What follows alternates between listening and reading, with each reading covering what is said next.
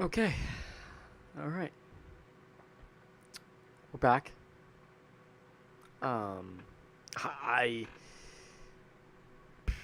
I wish technology would just work, not be a problem, but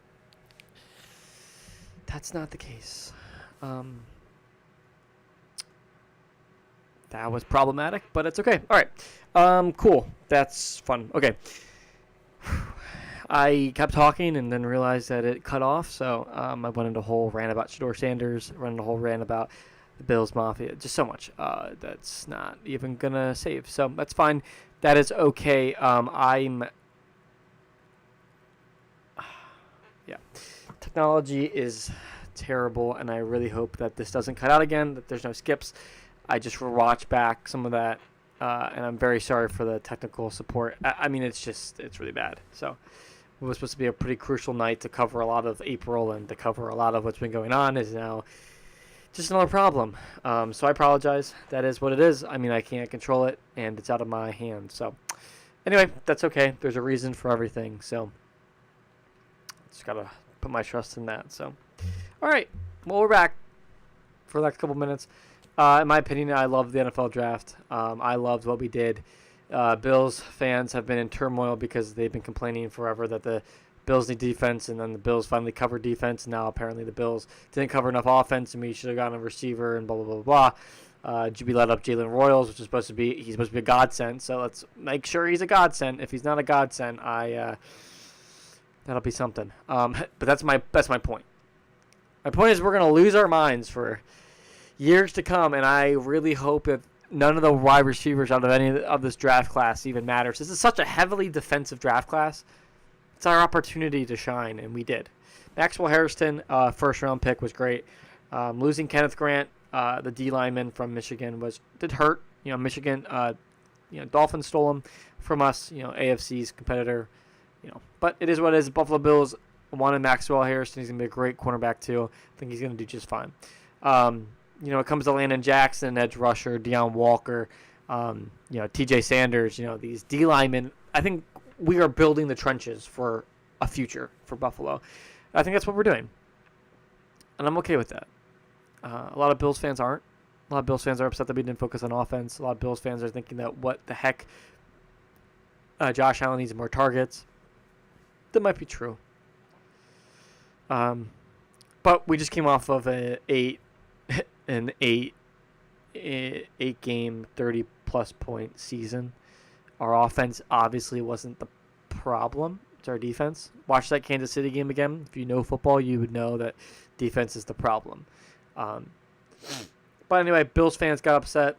They ran their mouth for 3 days on social media, and Brandon Beane came in with the final word. Brandon Beane took the radio, Buffalo radio, yesterday morning and completely went off, in my opinion. His opinion's valid. How he came off was not very professional, but he pretty much cursed and complained that the fan base is just a bunch of babies. They will find something to complain about. You've been complaining all year that we need a better defense. He focuses on defense. Now you're complaining that we need a better offense. Now this tells me two things. Brandon Beane, he ain't gonna cater. But it also means Brandon Beane's listening to us, guys. He's listening to the media. He's listening to what Bills fans have to say online. That speaks to me. If there's a fan base that loves their sport more than Bills Mafia, I doubt it.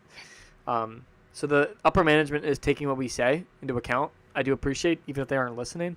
I think that's something. When it comes to Maxwell Harrison as the first-round cornerback, I think he'll be a great cornerback too. He'll probably start within the first couple of weeks, in my opinion. I think he's going to start. He's going to start with Christian Benford. He's just a solid all-around guy. We'll see what happens with him. TJ Sanders, Deion Walker, both coming from Kentucky as well. I think they're just great guys as well, and I think that they are going to pair well together. I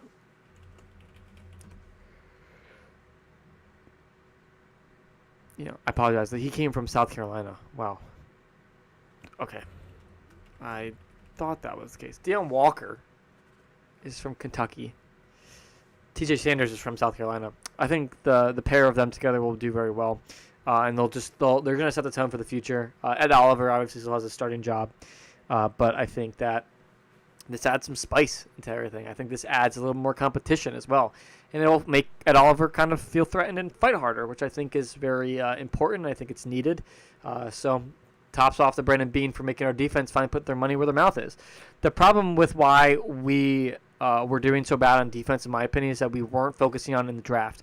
If you don't bring in young guys for the defense, the older guys get very stale and content with their performance because there is no competition behind them that can do any better. They know that they have their Ed Oliver was so inconsistent. I know that he could do well every week. He chose not to because there was nobody behind him saying, "Coach, put me in. I can do better than this guy." Now there is. Ed Oliver, you're on probation.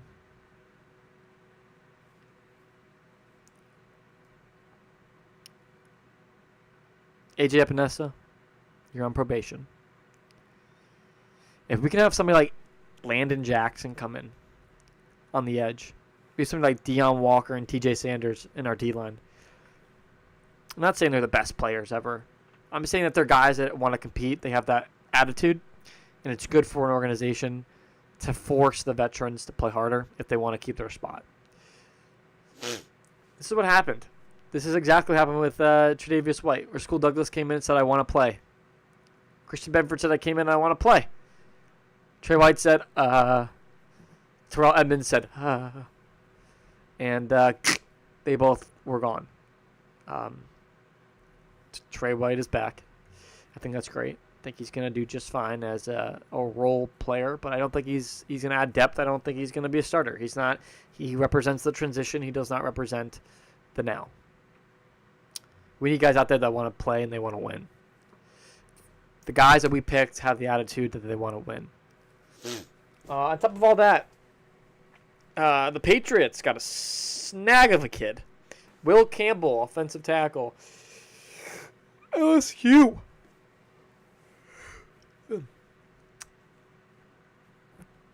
Big baller Will. That's what I got to say about that. Will Campbell is a great protector. He is going to protect Drake May with his life, and I believe that.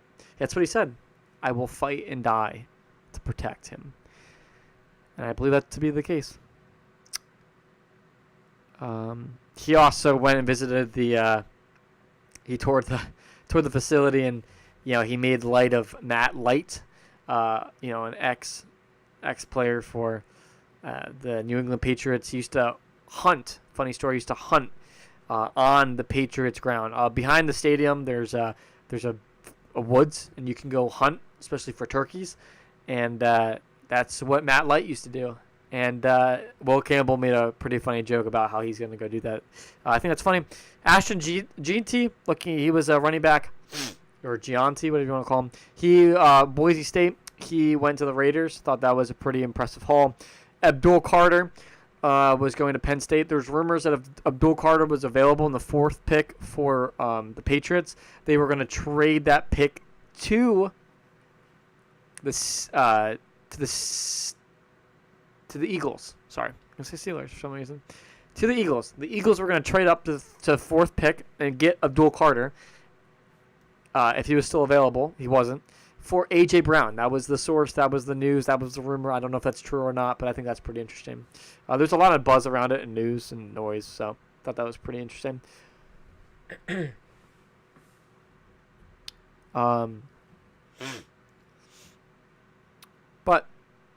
on top of all that, I think we got a pretty good, steady defensive draft. And on top of all that, we got a receiver.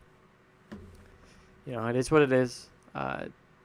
Defense obviously runs deep. That's what we needed. Defense was the most important thing, and we made it happen.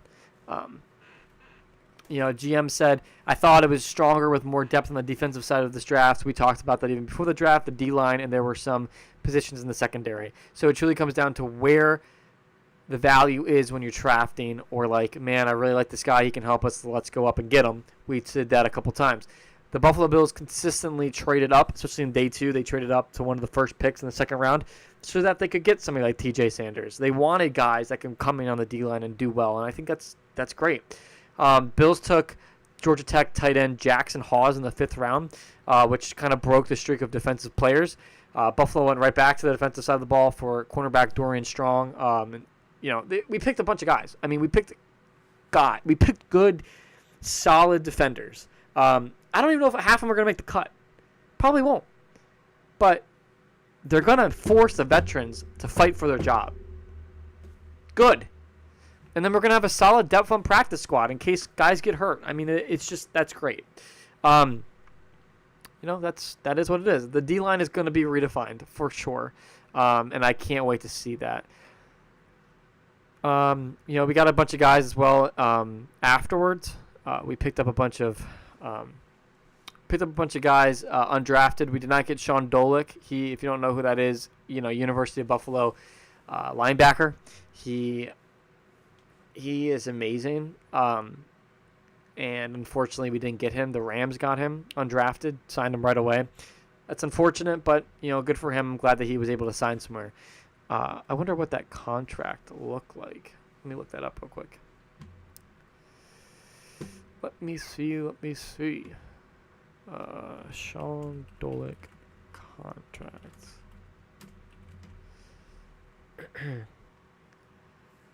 So he signed as a undrafted free agent.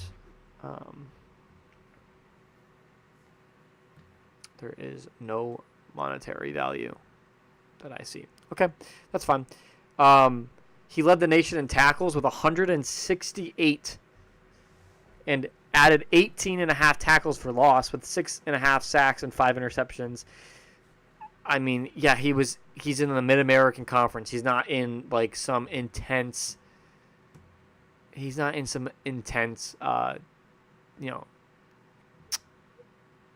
conference, but I think he's still pretty decent. So I still think that's pretty great. So that's that. We didn't get him, unfortunately. I apologize for all of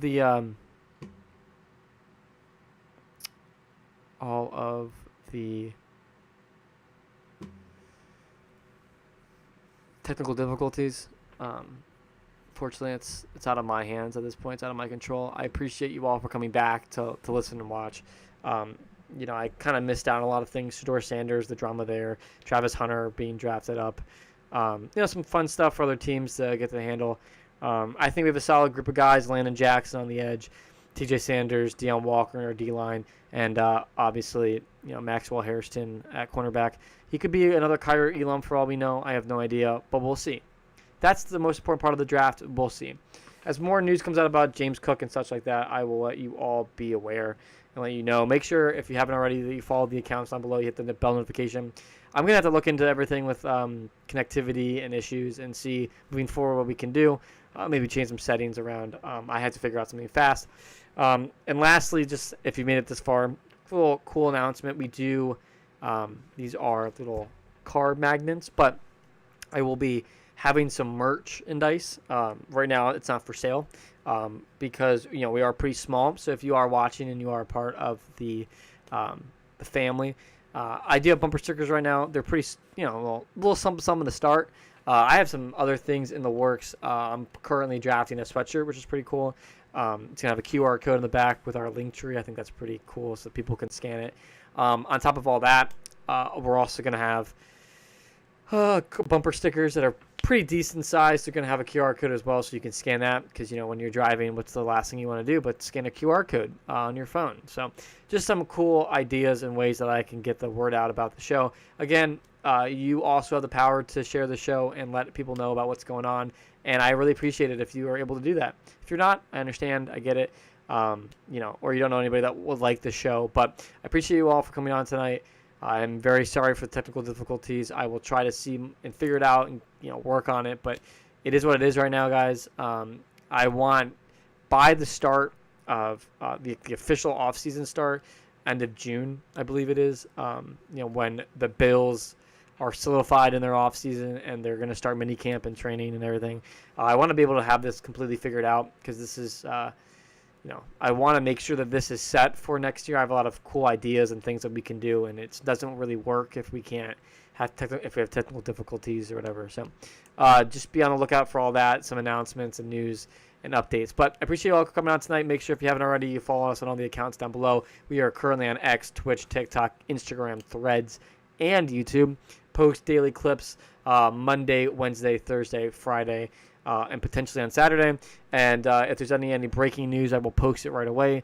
Even if I'm on vacation or whatever, like you saw last week, I made sure to post about Maxwell Hairston. If it's big news, I will make sure to get it out to you. I'm always on X. I'm posting things about games all the time. I am constantly in the loop of what's going on, and I am trying my best to make sure that you guys can follow me to get your most up-to-date news for the Buffalo Bills. If there's anything else that you guys want to see from this show, please make sure that you let me know. And as always, I hope you guys have a great night. God bless. Go Bandits. Go Sabres. Go Bills.